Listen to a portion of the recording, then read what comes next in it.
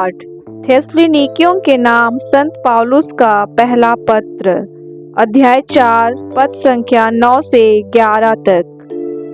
भ्रातृ प्रेम के विषय में आप लोगों को लिखने की कोई आवश्यकता नहीं, क्योंकि आप लोग ईश्वर से ही एक दूसरे को प्यार करना सीख चुके हैं और सारी मकेदुनिया के भाइयों के प्रति इस भ्रातृ प्रेम का निर्वाह करते हैं। भाइयों, मेरा अनुरोध है कि आप इस विषय में और भी उन्नति करें।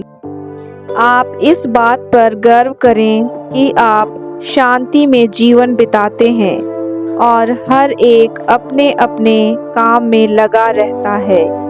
आप लोग मेरे आदेश के अनुसार अपने हाथों से काम करें। प्रभु की वाणी।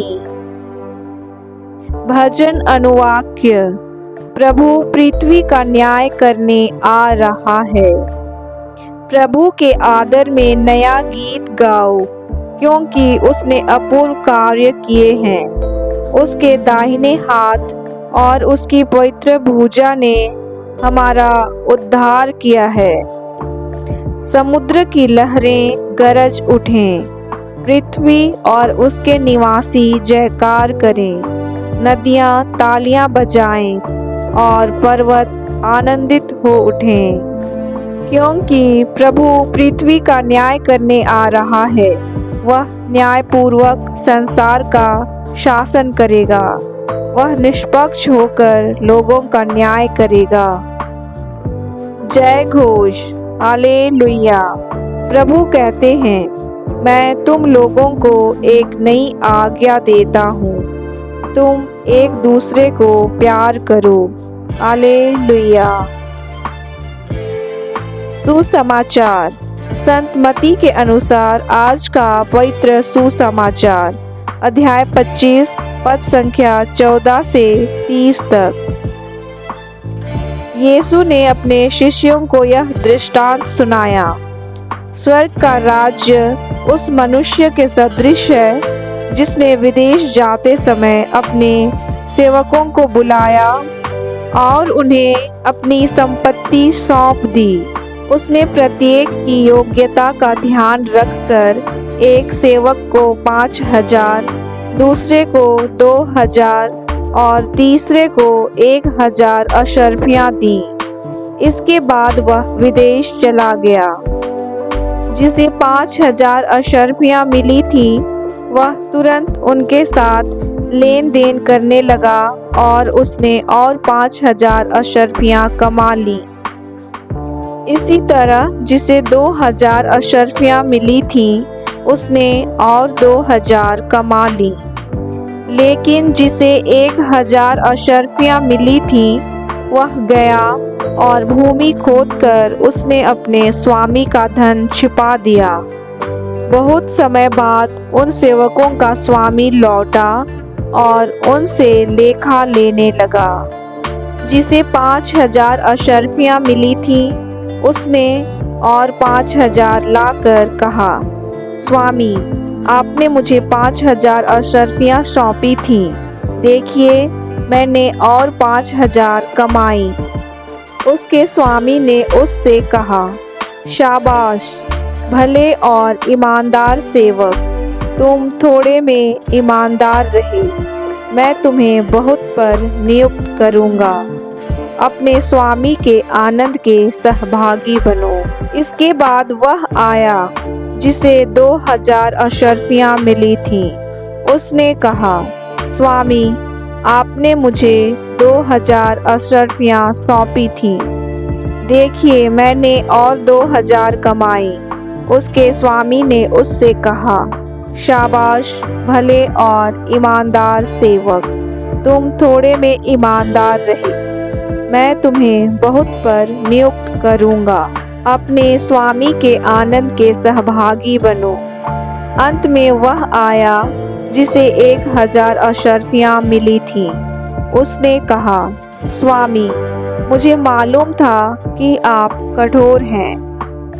आपने जहाँ नहीं बोया वहाँ लुनते हैं, और आपने जहाँ नहीं बिखेरा वहाँ बटोरते हैं। इसलिए मैं डर गया और मैंने जाकर आपका धन भूमि में छिपा दिया।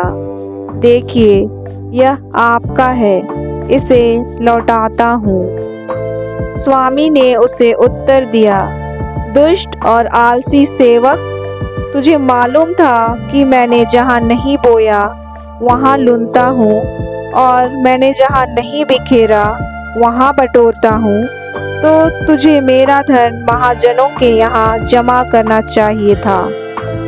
तब मैं लौटने पर उसे सूद के साथ वसूल कर लेता।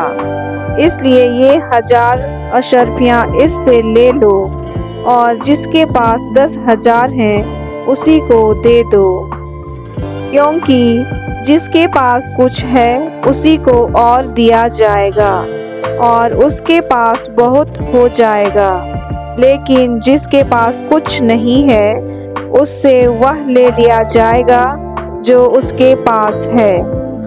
और इस निकम्मे सेवक को बाहर अंधकार में फेंक दो, वहाँ वे लोग रोएंगे और दांत पीसते रहेंगे। प्रभु का पवित्र सुसमाचार। आइए हम थोड़ी देर के लिए मनन चिंतन करें। ईश्वर सभी के हृदय के रहस्य जानता है। हम मनुष्य केवल दूसरों के बाहरी व्यवहार से उनके बारे में निर्णय करते हैं या अपनी राय बनाते हैं। कभी कभी हम किसी की वास्तविकता नहीं जानते और न जानना चाहते हैं, लेकिन ईश्वर सब जानता है।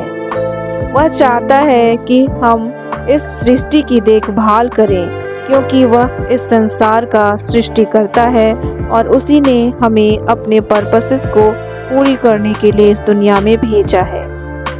इसीलिए उसने हमें विभिन्न रूपों में कई जिम्मेदारियां दी हैं और उन जिम्मेदारियों को बखूबी निभाने के लिए हमें आवश्यक योग्यता एवं गुण दिए हैं। उसने यह जिम्मेदारियां हमें हमारी क्षमताओं और सीमाओं के अनुसार ही दी हैं। आज का सुसमाचार हमें इस बात की झलक दिखलाता है कि जब हम अपने दिए हुए सद्गुणों का सदुपयोग करते हुए अपनी जिम्मेदारी को पूरी करते हैं, तो हमारा स्वामी हमें किस तरह से पुरस्कृत करेगा। और जब हम अपने गुणों और क्षमताओं का उपयोग ही नहीं करते तो हमारा क्या होगा। हम जानते हैं कि जिन गुणों और क्षमताओं का उपयोग नहीं किया जाता है वह नष्ट हो जाते हैं। ईश्वर ने हमें अलग अलग वरदान और गुण दिए हैं। किसी को प्रभावशाली ढंग से बोलने का वरदान, किसी को तेज दिमाग, किसी को संगीत का ज्ञान, किसी को विषय विशेष में ज्ञान इत्यादि। अगर हम ईश्वर द्वारा प्रदत्त इन वरदानों का ईश्वर के राज्य के लिए उपयोग करेंगे तो ईश्वर हम पर और अधिक कृपा करेंगे।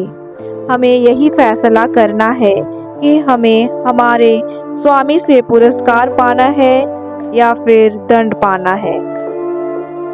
आमीन। प्रिय भाइयों एवं बहनों, आप लोगों से आग्रह है इस वीडियो को अधिक से अधिक लोगों तक शेयर करें और प्रभु के वचनों को अधिक से अधिक लोगों तक पहुंचाने में सहभागी बने।